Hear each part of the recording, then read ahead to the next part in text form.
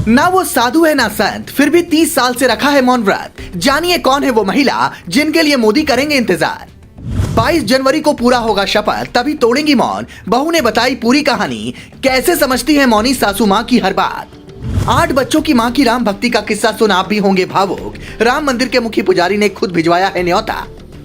चेहरे पर वैष्णवी टीका लगाए, सिर पर साड़ी का आंचल रखी ये महिला ना तो कोई साधु है और ना ही कोई संत, बावजूद उसके भगवान राम की अनन्य भक्त हैं। घर गृहस्थी संभालते हुए इन्होंने प्रभु श्री राम के लिए जो प्रण किया था, उसके पूरा होने की घड़ी नजदीक आई तो पूरा परिवार खुशी से झूम उठा।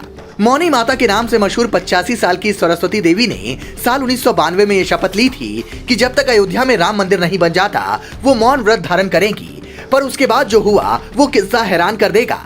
बाहर वालों को सुनकर तो ये बात शानदार लग रही होगी, पर असल मुसीबत घर वालों के लिए है, जिन्हें कभी कभी ये समझ नहीं आता था कि आखिर माता जी क्या मांग रही हैं।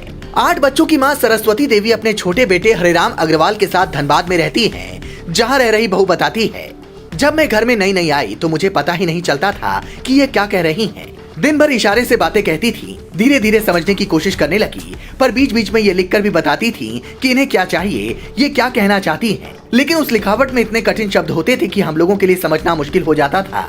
कई लोग इनके कठिन शब्द नहीं समझ पाते, पर जब इनका प्रण पूरा हो रहा है तो हम भी खुश हैं। स्थानीय लोग कहते हैं कि जब अदालत ने फैसला सुना दिया तो उसके बाद साल 2020 में इन्होंने मौन व्रत को थोड़े वक्त के लिए कम किया, जिसके मुताबिक दोपहर में सिर्फ 1 घंटे बोलती थी, पर अब फिर से उन्होंने पूरा मौन व्रत धारण कर लिया है और झारखंड से अयोध्या की ट्रेन भी पकड़ ली है। 22 जनवरी को राम मंदिर उद्घाटन कार्यक्रम में शामिल होने के लिए इन्हें महंत नृत्य गोपाल दास के शिष्यों ने विशेष बुलावा भेजकर आमंत्रित किया है। रामलला के दर्शन के लिए इनके दिल में अभी से ही आस्था की अलग भावना उमड़ रही है। 85 साल की बुजुर्ग माँ जब अपने भगवान का बाल स्वरूप में दर्शन करेंगी तो वो सबसे अद्भुत और भावुक कर देने वाला पल होगा।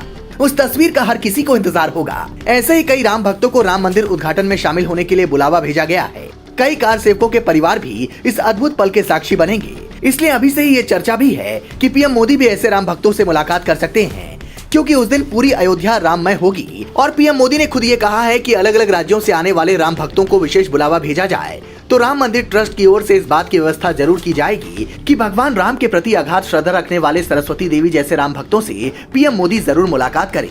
हालांकि जो कार्यक्रम का शेड्यूल सामने आया है उसमें इस बात का जिक्र नहीं है। उसमें प्राण प्रतिष्ठा कार्यक्रम और पीएम मोदी के संबोधन का जिक्र है, लेकिन प्रधानमंत्री नरेंद्र मोदी कब किससे मुलाकात कर ले ये तो एसपीजी वाले भी नहीं समझ पाते।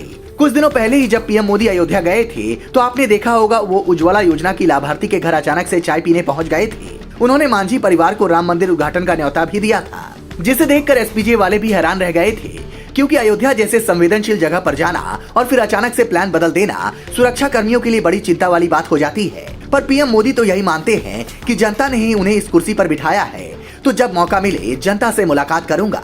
हालांकि राम मंदिर उद्घाटन में पहुंचने वाले लोगों से पीएम मोदी के इस मुलाकात के सिर्फ आस्था से जुड़े मायने नहीं होंगे, बल्कि उनकी मुलाकात को लोकसभा चुनाव 2024 से जोड़कर भी देखा जाएगा, क्योंकि 2024 चुनाव में राम मंदिर का मुद्दा छाया रहने वाला है।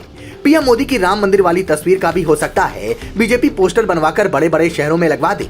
जब पार्टी अपने वादे को पूरा करने वाला पोस्टर छपवाएगी तो फिर उसमें पीएम मोदी से बड़ी तस्वीर फिलहाल किसी और की नहीं हो सकती। पर सियासत अपनी जगह है और आस्था अपनी जगह। सरस्वती देवी जैसे राम भक्तों की कहानी सुनकर आप क्या कहेंगे, कमेंट कर जरूर बताएं। Bureau report, global Bharat TV.